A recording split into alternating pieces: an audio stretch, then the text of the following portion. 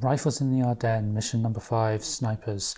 Hi there, welcome back to Diagonal Move. Today we are undertaking quite a challenge in our Rifles in the Ardennes campaign.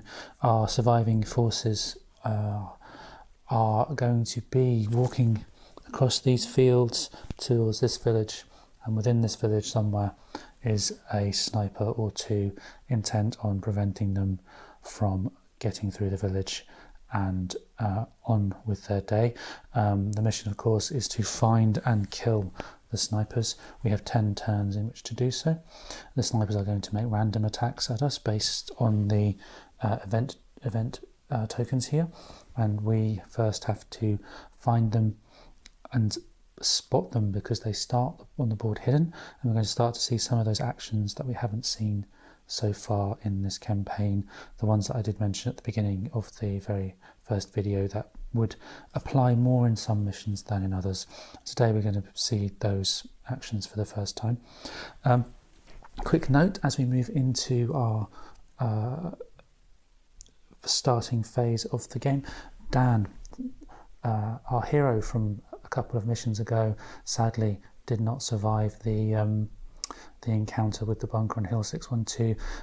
Having lost that game, we should have added a -1 modifier to the roll to see whether or not he was wounded or deceased. Sadly, that -1, which we should have applied, means that he is deceased and will not take any part in the rest of the campaign.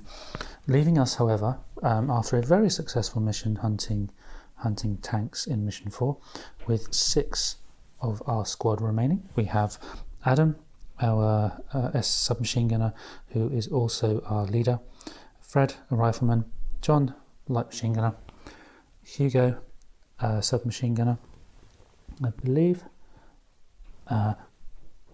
Ed, who is a rifleman, and Greg, who is also a rifleman. He's on the wrong side there, and our assistant leader at the moment is Greg. Greg is our assistant leader should anything untoward happen to Adam. Okay, so let's get this game on the road. In terms of campaign points and so on, we did all our upgrades at the end of the game. Of the previous game, we do have Adam, who's a veteran, and Hugo has the local contacts. So we start the game with 1 recon point, which we can use to make die roll modifiers. We do also have Greg, who has heroic morale, and Ed has a combat factor of +1 at range 0. Now, heroic morale means that he can automatically remove a suppressed marker when he is activated, which is going to make him quite resilient to enemy attacks, which is really what we need in this mission. Okay, so first thing we need to do then is we need to determine whether or not we're at full strength. We are not. We do not have anywhere near our 10 army points with the soldiers that we have. I think we are hovering around about 6 or 7, and even accounting for the grenades, we're still probably only around about 8 at the absolute maximum.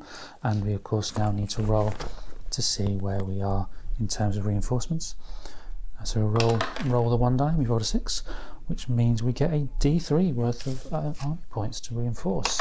On a roll of 5, we do have an additional 2 army points with which to bolster our squad.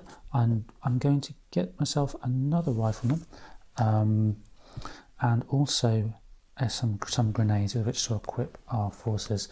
And the rifleman I'm going to choose is going to be another person with the letter C. It's not going to be Charles again. We shall call him Craig. This is going to be Craig. He is going to join us as a rifleman rather than as a submachine gunner. And we now can spend the remaining action point on army points, on 6 grenades. So we'll get 6 grenades, and we'll give 1 to each of our soldiers, with the exception of John, our machine gunner. Okay, we have the units reinforced. We have the unit is equipped with grenades.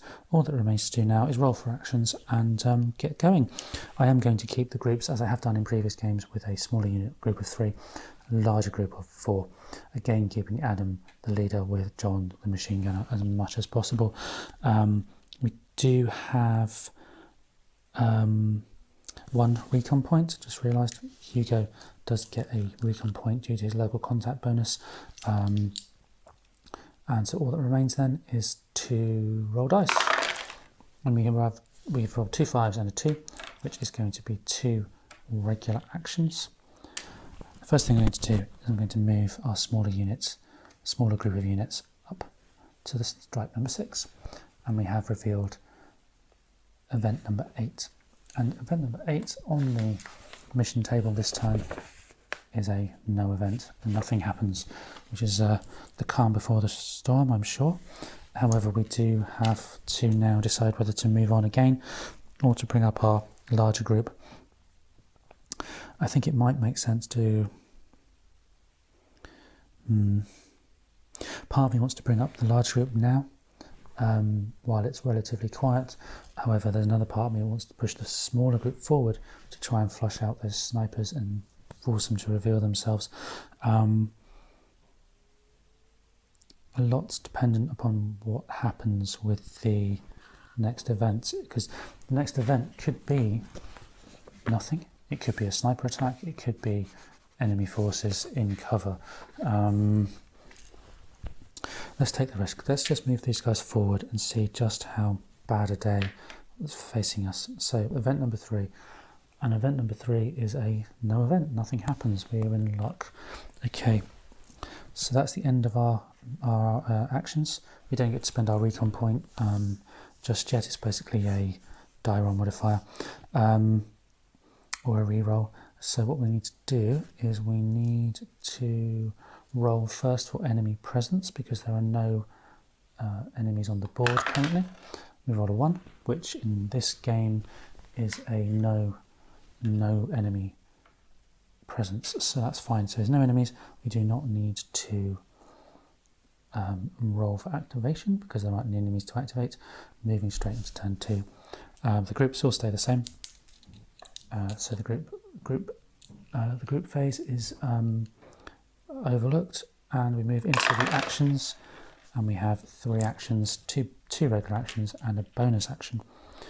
As in previous games, I'm using the blue cube to represent bonus actions and grey to represent regular actions.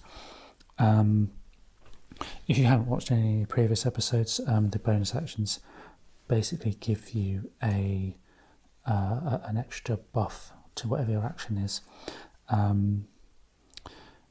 but you only get those on a roll of a 6. Okay, so first action then, let's move our larger group up. And in fact, let's move them up too. And I'm going to use that bonus action point in order to buff the movement here, because that will give me another recon point for doing so. Recon points travel, or not travel, but carry across turns, whereas bonus actions and regular actions do not. If you don't spend them, you lose them. So, final action then. Do we risk moving, or do we push forward? I think we should push forward, take advantage of the quiet before we arrive in basically rifling the Ardennes version of urban combat. Okay, that's the end of the turn. Rolling for enemy presence. Rolled a 5, nothing on the enemy presence again, meaning we move straight into turn 3. The group phase, I could reorganise these groups now because they're on the same stripe. However, I will not do so, keep them the same. Turn 3's actions then, we have just 1 action. On a roll of a 1 or a 2, you discard the die roll and you only get actions for a 3 or more, so we have just the 1 action.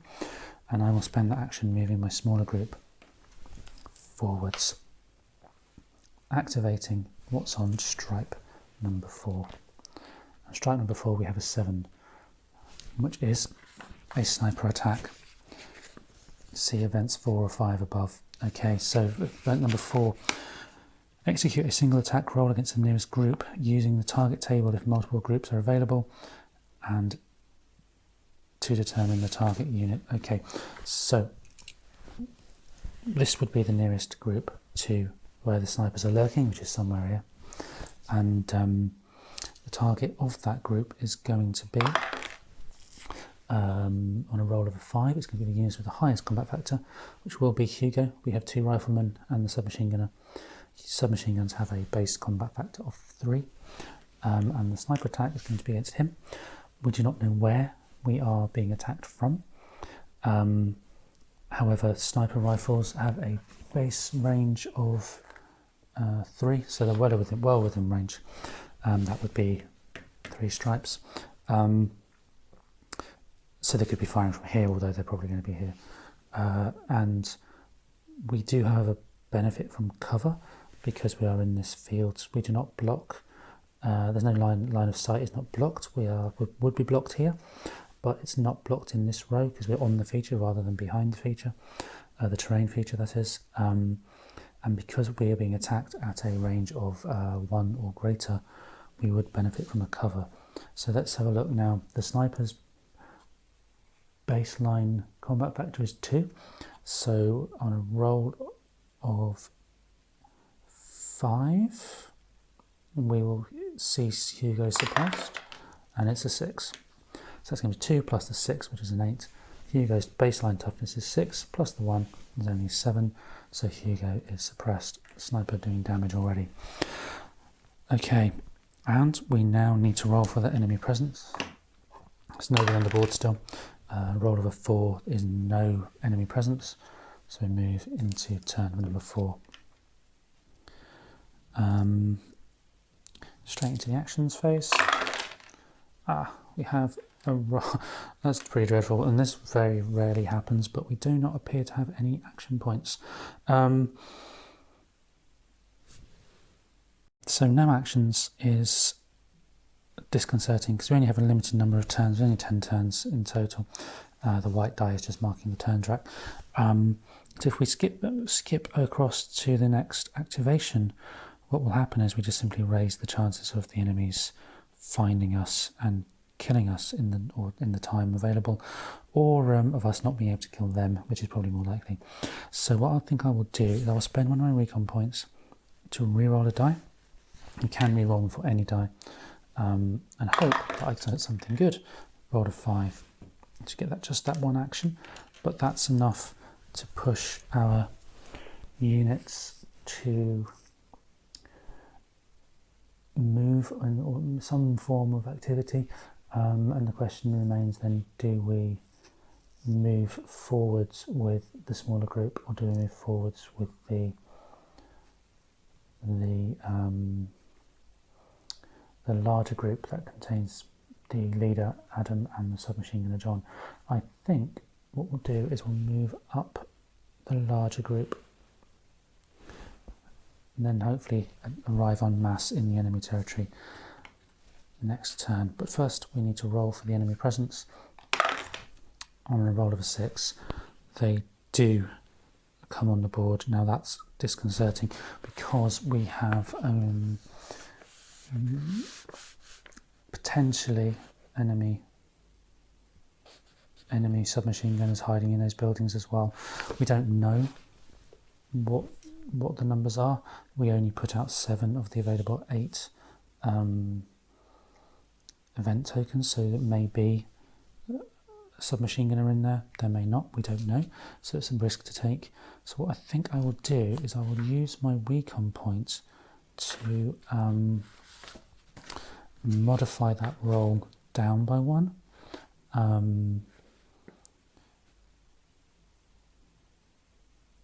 Yes, I can spend a recon point to apply -1 DRM to enemy entrance tables, like the patrol table. So if I spend that recon point, I've prevented that enemy patrol from arriving on the board, which is going to make life so much easier at the end of the game, meaning there's no enemy activation. So we move on a little bit more. Keeping the groups the same, we now have 2 bonus action points. We spent that last turn. Okay, so the first thing we're going to do then, move the larger group up, revealing both of these enemy stripes. event tokens on this stripe. We have a number 4 and a number 2. And number 4 is a sniper attack, which is going to be the same as before. It's going to attack the nearest group, which will be this group at the village now, and it will be a attack against a unit. And the unit it will attack will be the unit with a lower toughness number. So that is going to, well, they're all the same toughness number really, apart from, no, I think even the skills don't change the toughness of them. So I would imagine it makes sense for a sniper to try and attack Adam, who's the leader. He's a veteran though. Which means he is maybe we'll say John is being attacked. John is the machine gunner. He has no particular additional skills to make him a bit tougher or anything. So the sniper's attacking John on a roll of 3 or higher. John is going to be, no, I don't think it would be 3 or higher because we are in the village. Yep, we're in the village, so John gets a +2, so he's got a base combat factor of 8. So basically on a roll of a 6, this sniper is going to injure him, but it'll only be on a roll of a 6. Look at that, roll of 6. John, our machine gunner, does suffer suppression, meaning next turn he will be deceased, and if he fires or anything like that, he will suffer a -1 modifier for being suppressed. Okay, second action. We spent 1 action, didn't we? Second action then. No, before we do that, we need to first reveal our second event token, which is going to be one of the enemy snipers. And the enemy snipers do start hidden. In order to find that sniper, we do need to spot them. Okay, so the way spotting works is you need to roll above a certain number, and that number, I believe, top of my head, is 5, although you can modify it. Yeah, 1d6, 5 or higher will spot the enemy. Now, if you do not spot the enemy, you cannot shoot them. So we could spending a bonus action point will give us a +2. Let's take advantage of that. So the bonus action point +2 to our modifier. We still need to get a modified roll of 5 or more. Roll of 4 plus the 2. We found that sniper, but we cannot do anything about him currently. Okay, enemy presence check. Then rolling a 5, no additional enemies, but the sniper will now attack us again, and he will, or indeed she, will attack the unit with a lower toughness number. Toughness is all the same, but I will take that to mean we are going to attack John again, rolling, and a roll of 6 will damage. Rolls a 6. Wow, that sucks. Good shot. That guy's a good shot. Okay, turn number 6.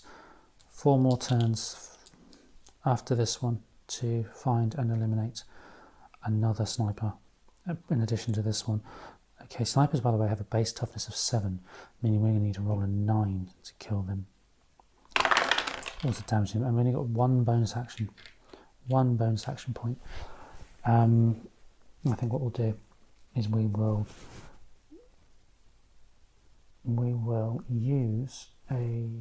attack with a +1 die roll modifier to these attacks, and we will use a grenade to support that. So let's start with Craig. Craig has a grenade. Mind you, having said that, even with a grenade, we'd have to attack with Adam, wouldn't we? Because Craig and Fred are both riflemen with a +1. Sorry, a 1 firepower, and we need to get to a 9. So we need to do some significant numbers there, because we have a 7 plus a 7 baseline toughness for the rifleman, who is our sniper, and the village has a cover factor of 2.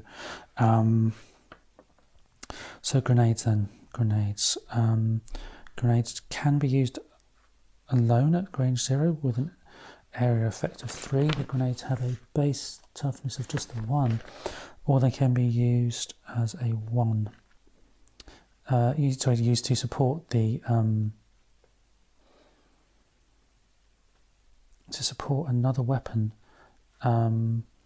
Loses any area effect, but does increase its combat factor to 2.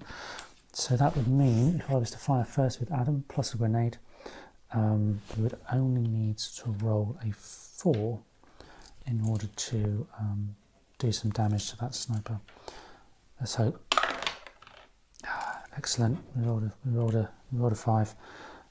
Rifleman then. Rifleman Craig would be a 3. We would need to roll a 6. Gonna have to attempt it with the grenade being spent. Rolled a 2. Same thing then for Fred. And rolled a 1. So that was kind of a poor use of grenades there for those final two. We have no more actions, so we can't do anything with the other group at the bottom there on strike number 4. But we can now roll for enemy presence. At least we damaged the sniper, which is something. No enemy presence addition to the sniper, but the sniper will now do something, and the sniper is going to, on a roll of 2, going to attack the group with the leader, and we are going to attack. We're going to attack Adam, who is there. He's our group, and baseline combat factor of 2. Roll a 1. Sniper is not doing so well. Snipers would have a -1 to any die roll as well when they're suppressed, or any unit when they're suppressed has a -1 modifier when attacking. That's the end of the turn. Moving into turn 7. And again, we have something of a dilemma, because we need to find and kill all the snipers. So at some point we need to reveal these units. Now there may only be the one sniper, but we don't know that currently. But we will have either 1 or 2. 2 snipers, both with a toughness toughness of 7 plus the village cover is going to be a substantial challenge. Man, you almost kind of think if only I'd had enough points to buy a mortar or a flamethrower or something, but nowhere near enough army points at the beginning. Okay, rolling for actions at the start of turn 7.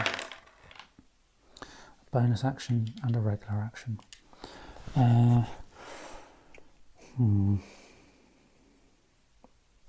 Going to have to attack, I think. Let's see what happens. So we do have 1 more grenade with Adam. So starting with Adam, he's a submachine gunner. So a baseline combat factor of 3 for his submachine gun, plus 2 for his spare grenade. Means we only need to roll a 4. Roll a 2. We don't have any recon points to try and re-roll that, so we are left with a bigger challenge than expected. But let's try now to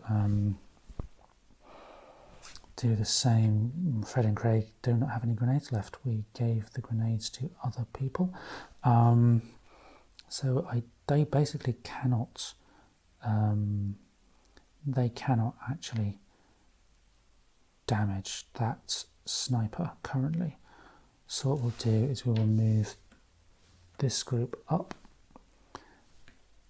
and then during the group activation phase next turn, assuming my guys survive, we will modify the group somewhere to take advantage of the leader's ability to create fire groups and increase that firepower by combining arms. But we did move using a bonus cover, bonus action point, so we do get a recon point, which will be helpful, I'm sure, in the future. Presence check, roll of a 2, we have nothing, nothing else coming towards us, so we now use the die roll to tell us what the sniper is going to do. On a roll of 3, we are going to attack.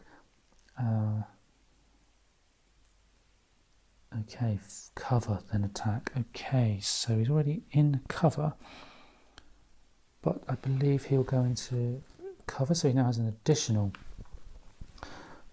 cover. And he's going to attack. Which group is he going to attack, though? I had a quick read the rules, and that sniper cannot do any damage. We cannot do the next best option, which is to create a fire group, and none of the other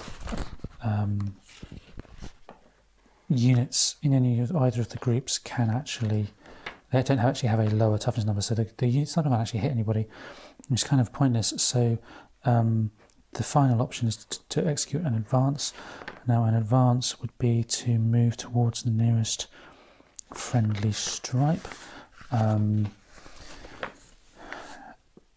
Sorry, the stripe with the nearest friendly unit on, but we are already on the stripe with all the friendly units. So I think what we'll do instead is we'll take a quick look at this activation table and do the one that makes the most sense. The one that makes the most sense from a sniper's point of view is, if not hidden, place a hidden marker on the sniper and then rally. So we will move back into hidden, and then we will attempt to rally, and on a 3+, he will rally. He rolled a 3, so he is now back to full strength and he's hidden, so we need to find him first. Moving into turn number 8. This is rapidly turning into a dreadfully tall order. Just 2 turns after this one to find and eliminate. Well, as I said before, it could just be the one sniper. So let's try and move to see how many snipers we're actually faced with. Okay, we only have one action, so I'm going to spend that recon point there to re-roll, and we do now get a second action, which is useful, just regular actions, and that action will be to move, and I will move our weaker unit forward in the hope that we have nothing here to worry about. And on a roll of number 1, we do reveal the enemy sniper, who is also hidden. And so we do have 2 to fight. Going to be a challenge. The second event token that we reveal is a 5, which is a sniper attack. And we will attack the nearest unit, and the unit within that group is going to be the unit with the lower toughness, and as before, toughnesses are all the same, so we'll say that the suppressed character is the weaker one, and we'll fire against you then. A roll of 1, finally rolling in our favour, means that we have no damage from that attack. Now we are left with a decision.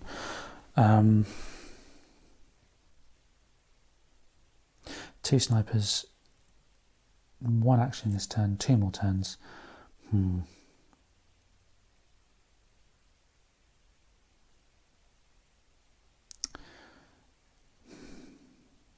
I really think we need to create a stronger fire group, so let's move him up, or this group up, with our action.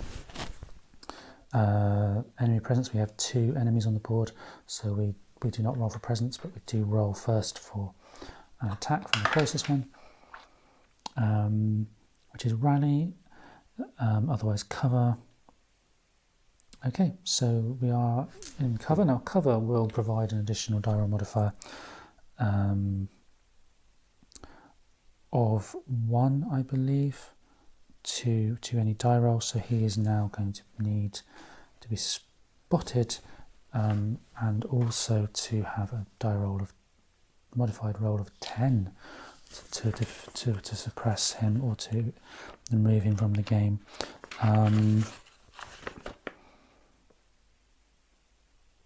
Okay, second sniper then, just below. Rolling on a 4. On a 4, we advance and attack the smaller group. That's interesting, because if our guy hidden normally means you can't do anything in terms of a move.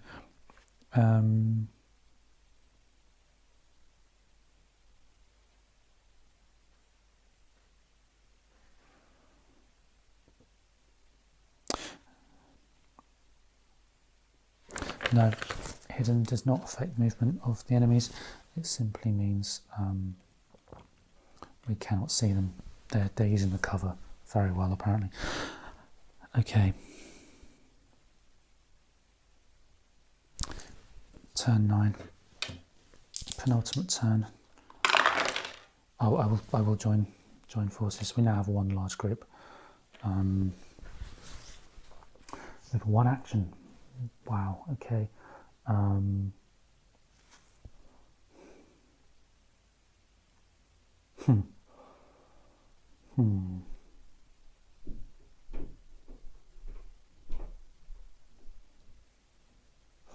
All we can do really is spot. Here you go, of course, was suppressed, so that we need to roll a 5 or a 6 to try and spot one of those guys. Roll of a 6, we do spot this one. However, we do not spot the other one. We are running out of actions now.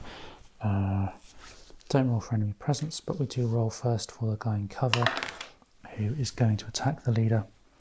Oh no. Attack the furthest group, only one group. Okay, so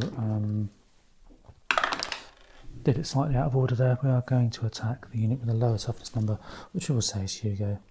He's suppressed on a roll of 5, plus his base of 2 is 7, which means he's actually okay. Second rifleman then, in a different group, will, on a roll of 1, rally or cover. If not hidden, place a hidden marker. Yeah. Gone into cover. I don't think we're going to do this. Okay. Turn 10 then. Last turn. Do not think we're going to do this. 2 actions. Let's try and at least get one of them, shall we? First thing to do then, we'll try and spot one of those hidden soldiers. Failed.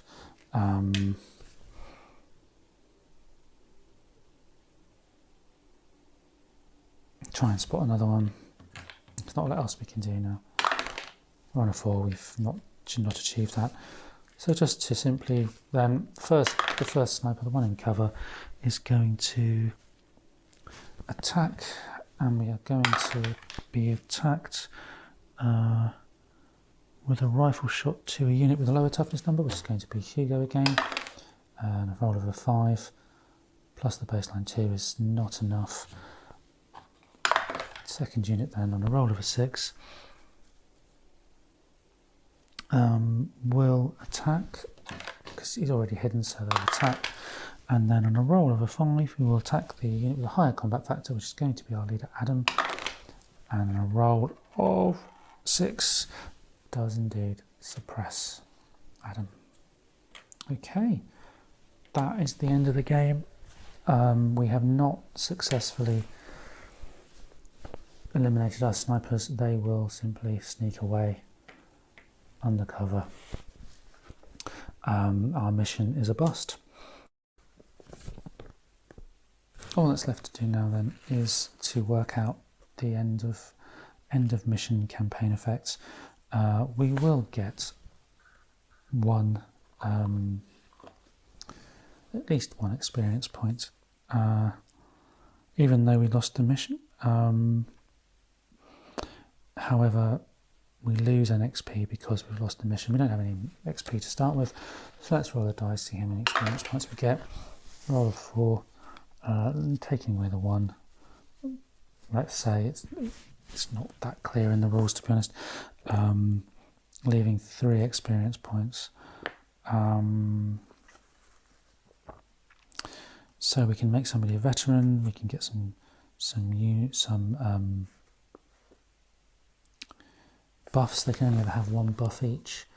So let's give Craig, who's our brand new person. He survived. He didn't get shot by the sniper. So let's give him a camouflage, +1 toughness. Oh, actually, sharpshooter. Let's boost up that combat factor for our rifleman. So this is a +1 at range 1.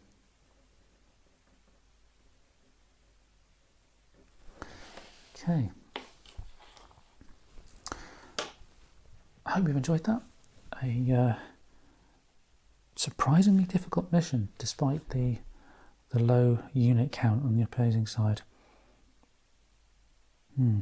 Anyway, challenge. Wonder how I could have done that better. I'm sure there would have been 100 different ways I could have improved on that mission. But for now, I'll simply sign off here and join me again for hopefully more success in mission 6, which is where we do need to start to disrupt the enemy supply lines attacking supply trucks.